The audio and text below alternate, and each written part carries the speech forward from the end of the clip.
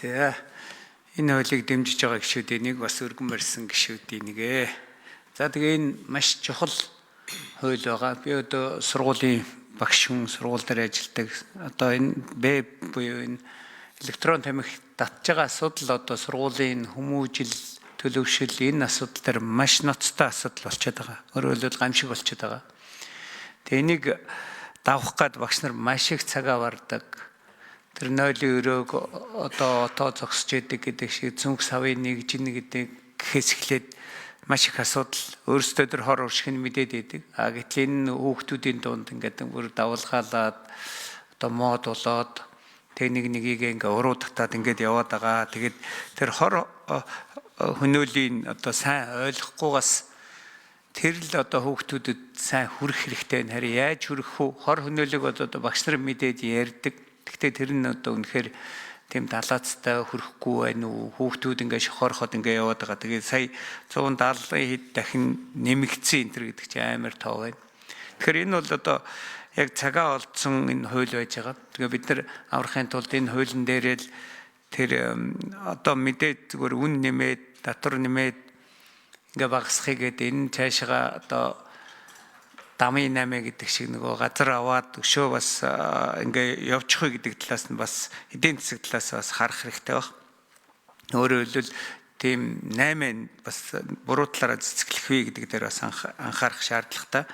Тэгээ багш нар зөвхөн сургах биш, энийг гэр бүлд одоо нэлээд сайн ойлгуулах, эцэг эхчүүдэд ойлгуулах нь одоо хамгаас чухал ажил юм аа л гэдгийг хэлж байна. Тэгэхээр сургууль дээр одоо мэрэгжлийн хүмүүс очиод яг тойрч явж хийдэг тийм одоо багуудыг, сошиалын багуудыг одоо энэ инфлюенсер одоо энэ сая манай Саранчалун гişүү хэлж шүү дээ. Одоо тэр тамхин дотор, тамхины утаан дотор л ингээ явдаг ийм орчин, тэр нь их гоё юм тааламжтай орчин шиг гэхээсээ эсрэгээр нь бид нар одоо сурталчилгааны юун дээр их явнаа. Тэгээ бид нар 2030 онд 30% бууруулнаа тамхины хэрэглээг гэдэг том зорилт тавьсан байна. Гэтэл бид нар чи 20 оноос 25 оныхаа энийг харахаар маш их олон дахин өсөөд ирсэн. Тэгээ өсөөд ирсэн нэмийг бид нар өнөөдөр бууруулнаа л гэвэл үнэхээр бодиттой тийм арга хэмжээнүүдийг л сайн төлөвлөж энэ далаацтай юмыг авах хэрэгтэй байна гэж бодож байна. За тэгээд энийг яахын тулд тэр орлогыг нэг 50%-аар одоо нэмэгдээд галын албан татвар ч юм уу онцгой албан татвар ч юм уу нэмэгдэх юм байна шүү дээ. Тэгээд тэр нэмэгдэж ирж байгаа зүйлийг ийм зохистой юмд ингэж хэрэгжилж байна гэдэг талаас нь бас ойлгуулах.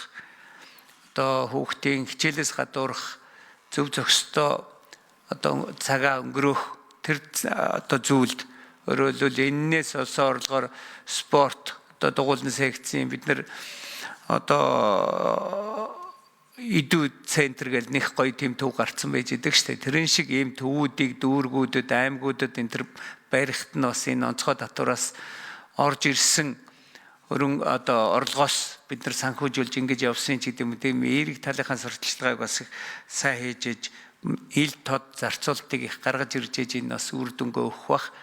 Тэгээ одоо аль талаас соён гэгэрүүлэх ажил нь их чухал гэж бодож байна. Тэгээд маш сайн дэмжиж байгаа. Тэгээ энийг одоо удаалгүйгээр хурдан батлах нь яаралтай чухал байгаа гэдгийг хэлхийг хүсэж байна. За тэгээ ажлын хэсэгт амжилт хүсэж байна. Дэмжиж явна.